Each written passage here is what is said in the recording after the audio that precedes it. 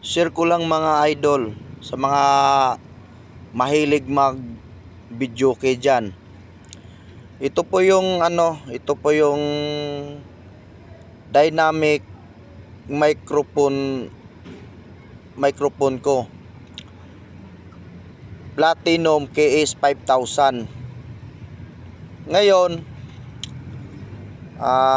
pinalitan ko yung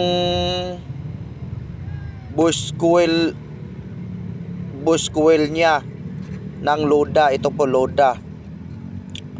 Yan, Loda yan mga idol. Sa mahilig kumanta dyan, ito Loda. Yan, pinalitan ko po siya mga idol. Yan. Ito po yung galing sa dynamic microphone KS 5000. Ito po yung niya. Tinanggal ko na. Ikinabit ko na dito sa platinum dynamic microphone KS 5000. Yan mga idol. Tapos ang nakakabit dito, ito na yung Loda. Ito na yung Loda ang nakakabit sa dynamic microphone ko na KS 5000. Yan.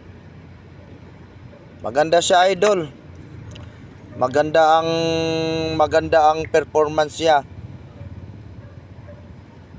Malakas siya, malakas. At saka buo ang boses mo, tining. Maganda siya mga idol. Mas lalong gaganda ang boses mo sa Loda M2000. Yan. Kung gusto nyo maganda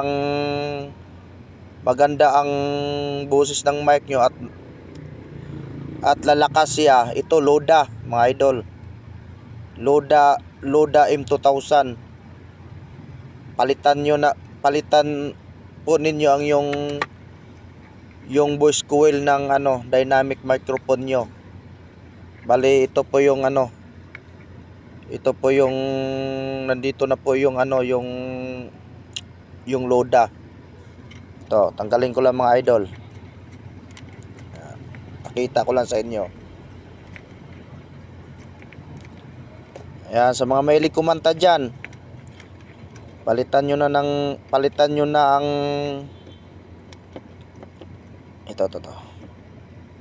ito Loda. Ito na po yung mga idol Ito na po yung nakakabit. Loda M2000. Kasya po siya sa dynamic microphone Platinum KS 5000. Yan Loda. Grabing ganda niya mga idol. Malakas po siya, malakas. At saka tining ang boses at saka buong buo. Yan.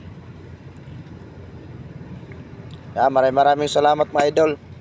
Yan lang.